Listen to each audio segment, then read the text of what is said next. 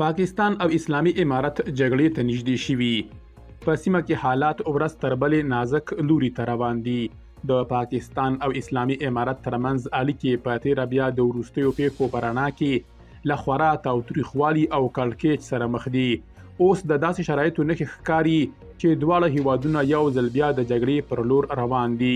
د دې تاوتریخوالي تر شا کوم لاملونه دي او آیا د دې شخړې مخه نیول کیدای شي؟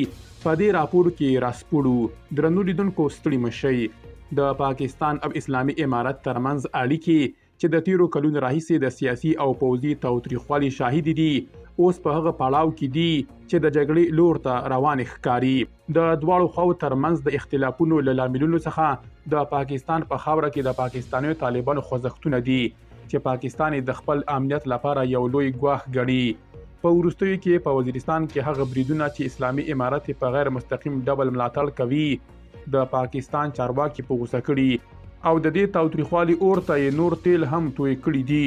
په داسې مهال کې چې پاکستان په ځلونو هڅه کړې چې د دې کړکېچ مخه ونیسي، اسلامي امارت په خپلو دریځونو کې پیاوړتیا ښولې او د پاکستان غوښتنې رد کړي دي.